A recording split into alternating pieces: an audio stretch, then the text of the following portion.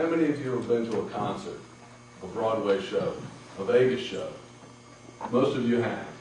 While you're at these events, did you ever think about how many different elements went into that production? Or did you just sit there and enjoy the show? There's a wealth of people behind the scenes putting that together in addition to the performers. There's probably a conductor if there's an orchestra involved.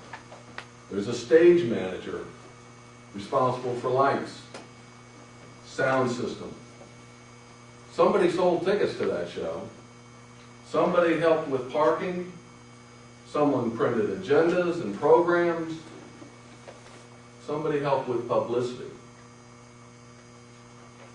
Mr. Toastmaster, fellow Toastmasters, and welcome guests. The same can be said for a Toastmasters meeting. Just as members of an orchestra or band have to work together as a team to produce memorable music, members of the Toastmasters Club have to work together to provide dynamic and entertaining meetings. Every club member is involved with the success of a meeting, but some people take specific roles to make that happen. There are people that start the meeting, run the meeting, maintain the momentum for that meeting, and make sure it closes on a timely basis.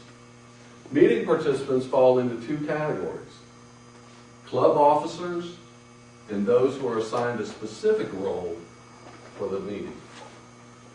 Just as a symphony by Beethoven or Mozart requires a complete orchestra, every meeting requires a full slate of participants to make it run smoothly. Let's take a quick look at the specific roles that are involved. There's the Toastmaster of the meeting that runs the show. Remember that concert or charity event that you were involved in, or even the Academy Awards that you watched on TV. The success, a lot of times, was behind the master of ceremonies, rehearsed and preparation for that event. Ad-libbing works, enhancing a presentation, but there was no substitute for the rehearsing and preparation before the meeting. The same holds true for the person that runs the Toastmaster meeting. The Toastmaster at every meeting should review the agenda beforehand and briefly talk with the participants and speakers, and then use that information to create interesting individual introductions for those speakers. The Table Topics Master gives everyone at the meeting a chance to participate. Like the Toastmaster of the meeting, the Table Topics Master directs a significant portion of the meeting. Being in charge of table topics can be fun and creative, but it also calls for planning. The Table Topics Master gives priority to those without assigned roles. By checking the agenda prior to the meeting, the Table Topics Master avoids calling on speakers and others with scheduled speaking roles. This gives other members in attendance a chance to participate at every meeting. If there are guests, the Table Topics Master checks with those guests, explains what Table Topics is, and asks them if they'd be willing to participate as well. And only then calls on those guests if they agree to speak. The speakers provide the major part of the program. A concert often features a guest soloist. Who are the featured performers at your meetings? They're, of course, the scheduled speakers. That's because they've dedicated a great deal of rehearsal and planning and practice for those manual speeches. And now, once done, they give top-notch presentations. The general evaluator runs the evaluation portion of the meeting. At these events and concerts, critics will review and publish and broadcast their reviews. It's a little bit different in Toastmasters. Our evaluations are done in real time, during the meeting, immediate feedback.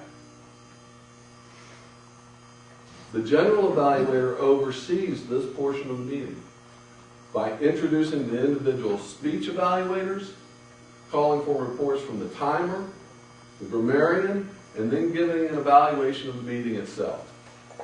Speech evaluators tell the speakers what they've liked and what they can improve on. While most of us listen to speakers to be enlightened, entertained, or inspired, the speech evaluators add two purposes. One, to complete the manual evaluation in written form, and to orally review the speaker's strengths and areas of improvement before the end of the meeting. The timer keeps speakers within their time limits. Most Toastmasters enjoy talking and have something to say.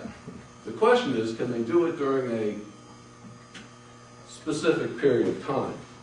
The timer is in charge of helping speakers accomplish that objective. The grammarian reviews our use of language. He's aware of various different uses of language. We'll present new vocabulary, and we'll make sure that we're aware of the uhs and uhs, you knows, garbage vocabulary that we use as fillers.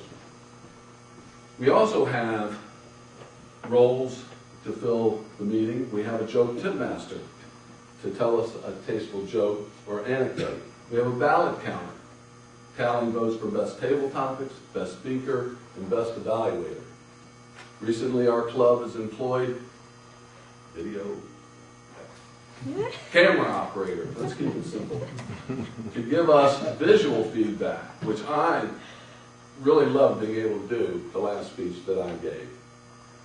Made me aware of a lot of things that I tend to forget about. Just as a musical event requires musicians, every Toastmaster meeting must have participants for each role. In both cases, however, there are behind-the-scenes people. A Toastmasters club has 7 very important behind-the-scenes support people. They are the club officers. The Sergeant-at-Arms sets the stage for a dynamic meeting. What if you went to that event? It was opening night, and the performers came out on stage, and it was empty. The stage was bare, props were missing, the lighting malfunctioned, the sound system was dead.